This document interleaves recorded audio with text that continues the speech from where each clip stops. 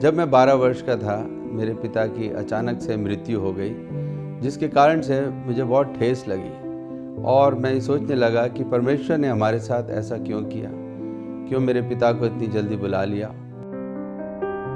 दिल्ली के रहने वाले पास्टर फिलिप रत्नम की नाराजगी परमेश्वर से इस वजह से थी कि उन्होंने अपने पिता को हमेशा सेवकाई के लिए वफादार पाया, लेकिन उनके पिता की मौत ने उनकी जिंदगी में बहुत से सवाल खड़े कर दिए। मेरे पिता एक बहुत ही आत्मिक जन थे और वो बड़ी प्रार्थना में रहते थे।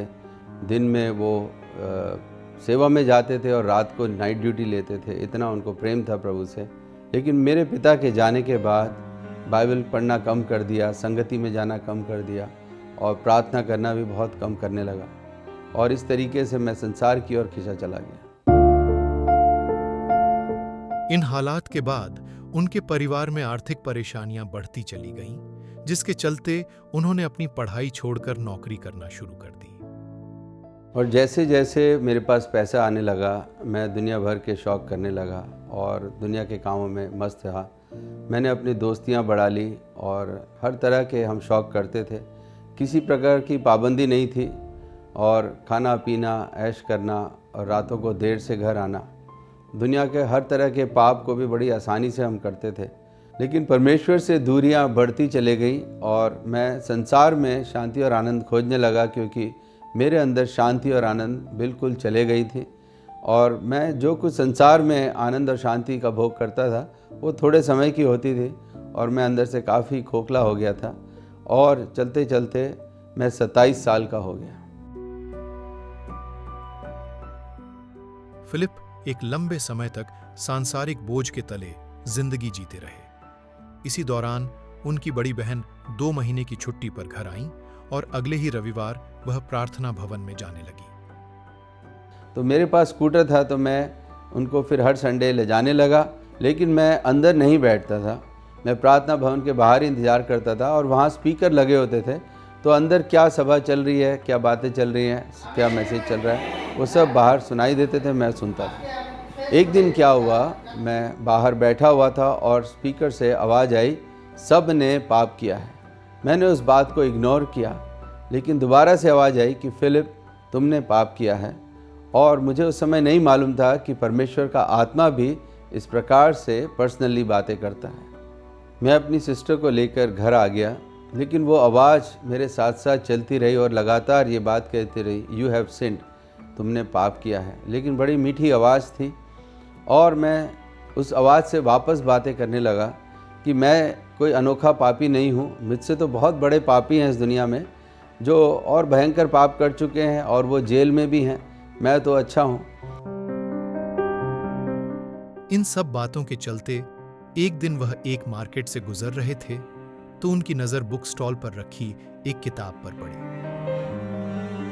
उसमें लिखा था पॉकेट बाइबल इन 1 ईयर और वो बहुत सुंदर थे, क्योंकि उसके कवर पे हरी और पीली पत्तियां बनी थी। मैंने उसको ख़रीद लिया, घर ले आया और फिर एक दिन मैं छत पे जाके इसको पढ़ने लगा। जैसे ही मैंने पहला उसका चैप्टर खोला, उसमें पहले शब्द में ये लिखा था, in the beginning God created heaven's and the earth. आदि में परमेश्वर ने आकाश और पृथ्वी की रचना की।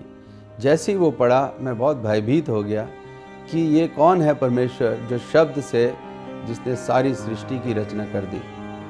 और मैं जैसे जैसे पढ़ने लगा, मेरे मन में ये बात की गवाही आने लगी कि परमेश्वर ने ही सारी सृष्टि को रचा है और मेरे जीवन में बदलाव आने लगा। मैं इस बात को विश्वास करने लगा कि सारी सृष्टि की रचना परमेश्वर के शब्दों से ही हो सकती है, कोई इसको बना नहीं सकता और उसी ने हमें सांसें दी हैं और उसी ने हमारी रचना की है। और मैं इस वचन से बहुत प्रभावित हुआ, आकर्षित हुआ और मैं लगातार उस बाइबल को 5 महीने पढ़ता चला गया।